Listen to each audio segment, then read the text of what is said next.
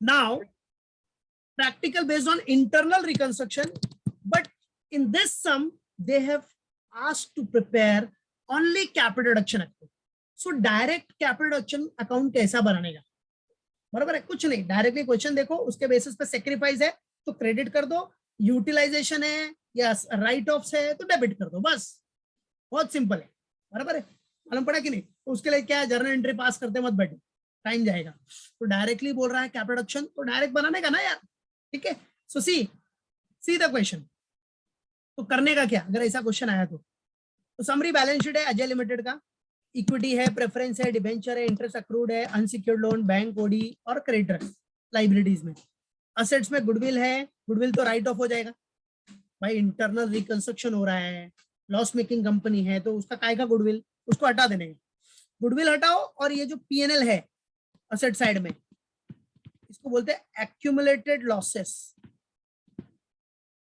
मतलब ये पीएनएल का डेबिट बैलेंस होता है, तो उसको भी आपको राइट ऑफ करना पड़ेगा। बाकी land, plant and machinery, furniture, stock, debtors, ठीक है। चलो अभी देखो क्या बोल रहा है, scheme of reconstruction has been agreed among all the stakeholders of Ajay limited. जितने भी अजय लिमिटेड के स्टेक होल्डर्स थे सब एग्रीड हो गए स्कीम ऑफ रिकंस्ट्रक्शन पे, चाहे वो क्रेडिटर्स हो, शेयर होल्डर्स हो, डिबेंचर होल्डर्स हो, ऑल ऑफ देम, सारे stakeholders are agreed and approved by the court, and court का अप्रूवल भी आ गया। और बताया मैंने इंटरनल रिकंस्ट्रक्शन के लिए कोर्ट अप्रूवल इज नेसेसरी, ठीक है। तो चलो जब एग्रीड हो गया स्कीम ऑफ रिकंस्ट्रक्शन, तो सबसे पहला क्या बोल रहा है, intangible and fictitious assets are fully written off. Intangible assets आपका क्या है, गुडविल। फिक्टिशियस असेट्स में ये एक्यूमुलेटेड लॉसेस है, ठीक है, एक्यूमुलेटेड लॉसेस आपके पास दिया है। तो जितने भी, और फिक्टिशियस असेट्स कोई एक्सपेंसेस है क्या, नॉट रिटन ऑफ, कुछ भी नहीं है, ठीक है। तो आपको जो भी इंटेंजिबल असेट्स और एक्यूमुलेटेड लॉसेस है वो पूरा रिटर्न ऑफ करना है। तो रिटर्न ऑफ करोगे तो क्या होगा, कैपिटल रिडक्शन डेबिट हो जाएगा, डेबिट। कैपिटल रिडक्शन अकाउंट भी बनाना ना, we have to make a capital reduction account, so capital reduction भी डेबिट कर दो, that's it, we have to debit capital reduction account, समझा। फिर क्या बोल रहा है, what is given next, equity shares are to be reduced to ₹4 each. क्या बोल रहा है बेटा, equity shares are to be reduced to ₹4 each fully बेटा। अच्छा, इक्विटी शेयर रिड्यूस टू 4, पहले कितना था, 10 था, अभी हो गया 4, तो ₹6 का सेक्रीफाइस कर दिया भाई। इक्विटी शेयर पहले ₹10 का था, अभी रिड्यूस 2 है, 2 याद रखना, 2 है, रिड्यूस बाय 4 नहीं है, रिड्यूस बाय 4 होता ना तो ₹4 का सेक्रीफाइस होता, तो वो कैपिटल रिडक्शन में जाता।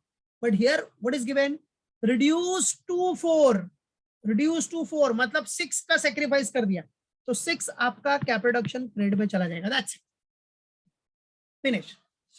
फिर क्या बोलता है third one, debenture holders waived, मतलब सेक्रीफाइस किया 50% of the outstanding interest on debentures. तो डिबेंचर होल्डर ने 50% वेव ऑफ कर दिया, वेव ऑफ कर दिया तो 50% क्या हो जाएगा, कैपिटल रिडक्शन क्रेडिट। मतलब डायरेक्ट कैपिटल रिडक्शन अकाउंट बनाओ, जो क्रेडिट है, जो सेक्रीफाइस है क्रेडिट करो, जो राइट ऑफ है, एक्सपेंसेस है, लॉसेस है, वो डेबिट कर दो, दैट्स इट, और कुछ नहीं।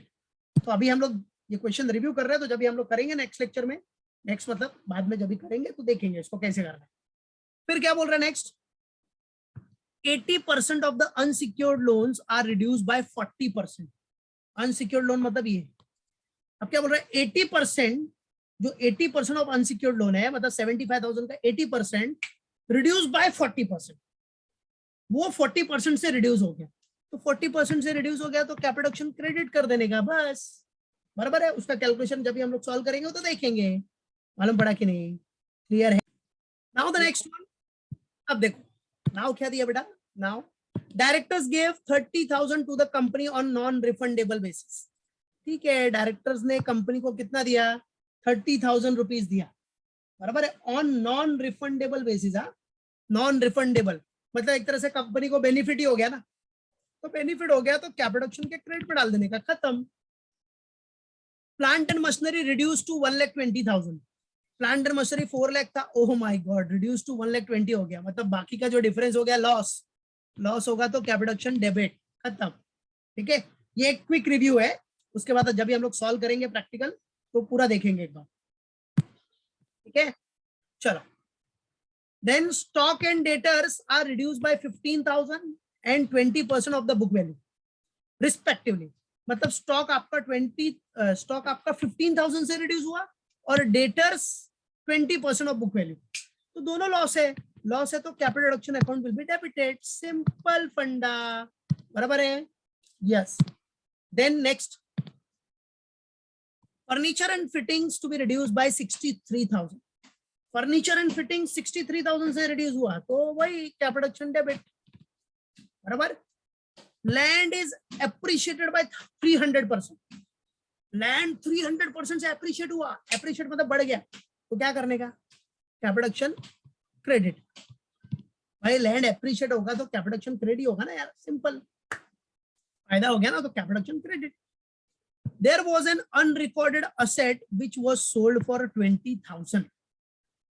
अनरिकॉर्डेड असेट था जिसको आपने 20,000 में बेच दिया, तो अनरिकॉर्डेड था ना, और बेचेगा तो क्या हो जाएगा भाई, नॉर्मल सी बात है, अनरिकॉर्डेड असेट अगर आप सेल ऑफ कर रहे हो, वो असेट था ही नहीं पहले भी, तो पूरा सेल ऑफ करोगे तो पूरा बेनिफिट मिल गया ना 20,000 का, तो ये भी क्रेडिट। एक बार रिकॉर्डेड असेट होता तो बुक वैल्यू और सेल प्राइस को कंपेयर करते तो प्रॉफिट मिलता, बट वो अनरिकॉर्डेड असेट है तो पूरा का पूरा बेनिफिट हो गया, पूरा का पूरा कैपिटल क्रेडिट, दैट्स इट। और preference shares are reduced to 6 each. Preference share 6 पे आ गया, मतलब 4 रुपए का कैपिटल क्रेडिट हो जाएगा, इधर भी कैपिटल क्रेडिट।